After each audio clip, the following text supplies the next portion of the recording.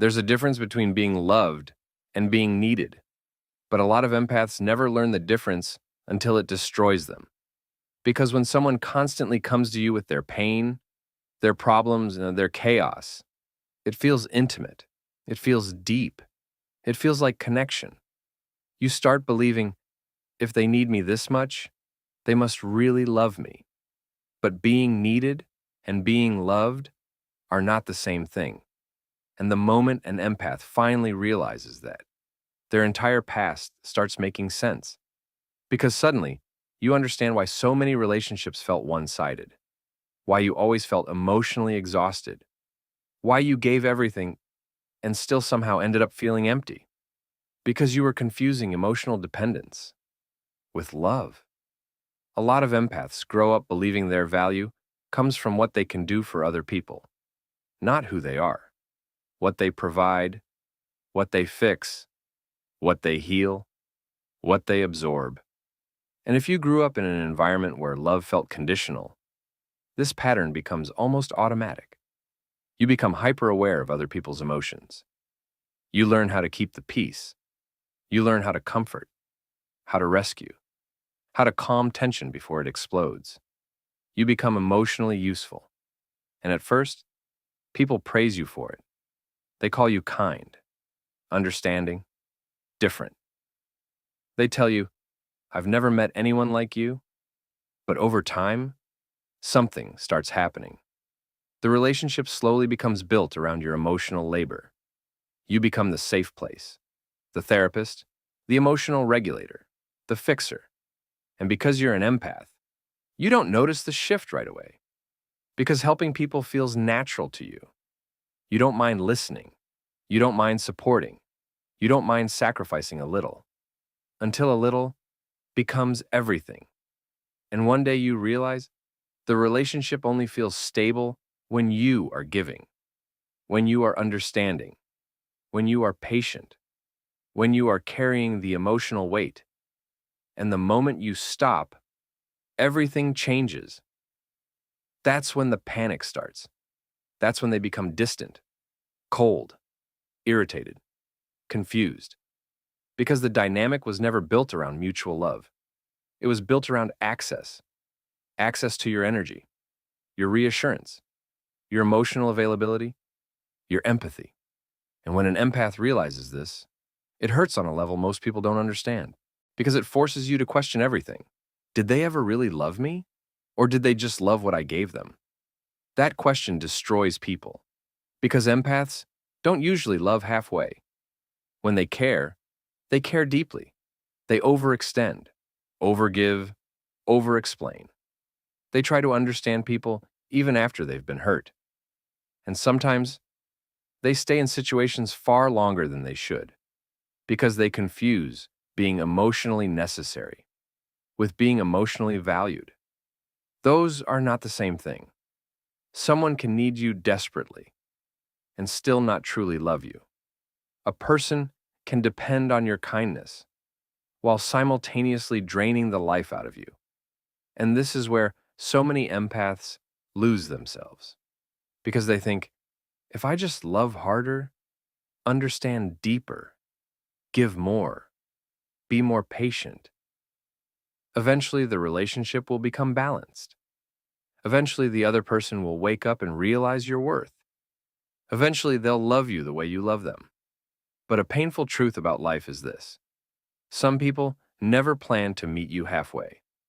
They were comfortable receiving, comfortable taking, comfortable leaning on your empathy without ever developing their own emotional maturity. And empaths struggle with this reality because they see potential in people, not patterns. Potential. You see glimpses of who someone could become, and you fall in love with that version. You become emotionally attached to possibilities, to future versions of people that don't actually exist yet. And because you can see goodness buried underneath someone's dysfunction, you tolerate behavior you should have walked away from a long time ago. You excuse things, rationalize things, minimize things. You tell yourself, they're just hurting. They've been through a lot. They don't mean it. They're trying. Meanwhile, Your nervous system is collapsing. Your peace is disappearing. Your emotional energy is evaporating. But you stay because leaving feels cruel. Leaving feels selfish. And deep down, you're terrified that if you stop being useful, people will stop loving you. That fear controls more empaths than they realize. Because many empaths learned very early in life that love was connected to performance. Being good, being helpful, being emotionally available, being easy to lean on.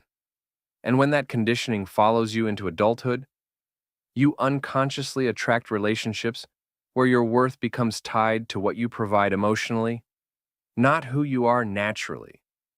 And the scariest part is, these relationships often don't look toxic at first.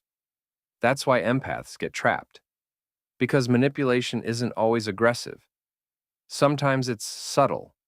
Sometimes it feels like closeness and slowly becomes emotionally dependent on you. They tell you things they tell nobody else. They lean on you constantly. They make you feel special, chosen, important. And for a while, and it feels good. Because being needed creates intensity. It creates emotional significance. It makes you feel irreplaceable. But intensity is not always love. Sometimes intensity is dependency. Sometimes intensity is emotional survival. Sometimes intensity is just someone using your stability to compensate for their instability.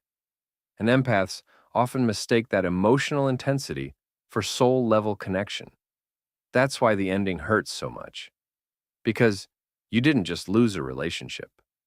You lost the role that gave you meaning inside that relationship. You lost the feeling of being necessary.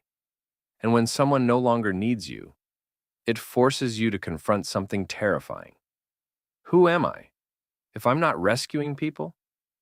A lot of empaths don't know, because they spent years building their identity around emotional usefulness. Fixing, saving, helping, holding everyone together. And eventually, they forget themselves completely.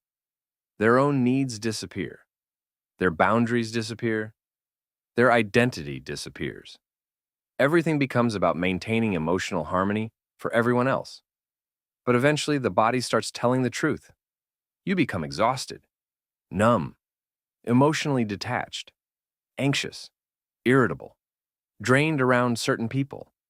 You start feeling heavy after conversations, heavy after phone calls, heavy after seeing certain names pop up on your screen. And that heaviness is important because your body notices what your mind keeps trying to excuse. Your nervous system knows when a relationship is built on imbalance, even when your heart refuses to accept it. And one of the hardest lessons an empath ever learns is realizing that some people only panic when they feel your energy pulling away. Not because they miss you, but because they miss access to what you gave them. That realization changes people forever, because suddenly you begin replaying the relationship differently. You start noticing things you ignored before. You realize they rarely asked how you were doing. You realize conversations always came back to their problems. You realize your pain was often minimized, while theirs consumed the relationship. You realize you were carrying emotional weight that was never yours to begin with. And once an empath sees the dynamic clearly, they can never fully unsee it again. That's the painful awakening. You start realizing how many relationships survived purely because you kept them alive. Not because they were healthy, not because they were mutual, but because you kept overcompensating for the imbalance. You kept forgiving, understanding, trying, repairing, explaining, sacrificing, and eventually, you become emotionally addicted to being needed. Because being needed gives you a sense of purpose. It makes you feel valuable. But real love doesn't require you to earn your place through suffering. Real love does not demand emotional self-destruction as proof of loyalty. And this is where many empaths begin changing.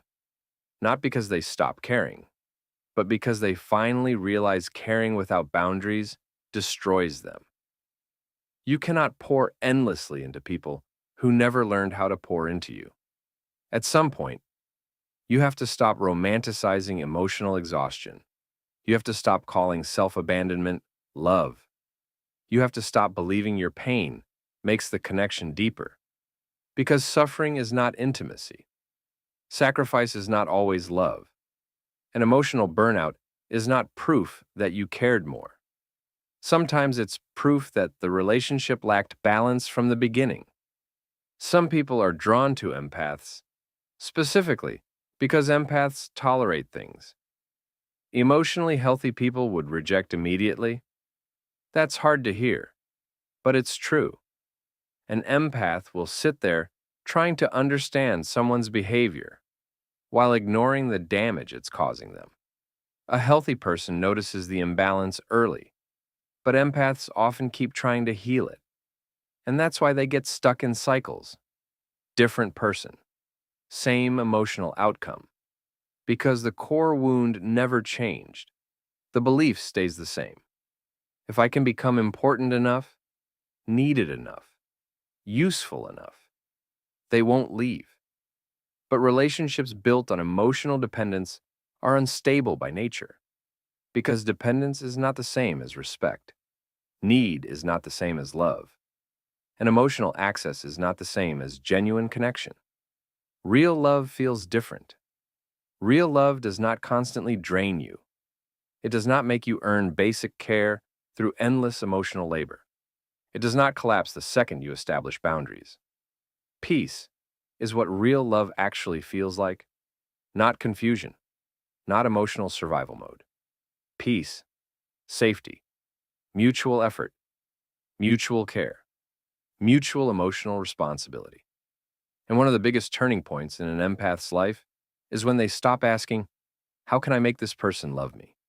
And start asking, why am I accepting relationships where I have to overfunction emotionally just to feel valued? That question changes everything, because now the focus shifts inward. You stop obsessing over fixing other people, and you finally start looking at the wound inside yourself that keeps accepting imbalance. You start realizing that your empathy was never the problem. Your lack of boundaries was. Your inability to walk away was. Your tendency to confuse emotional suffering with emotional depth was. And once an empath begins healing, their entire relationship dynamic changes. Because they stop over-explaining. They stop chasing. They stop trying to rescue emotionally unavailable people. They stop proving their worth through sacrifice. And eventually, they finally understand this. Being needed was never the same thing as being loved.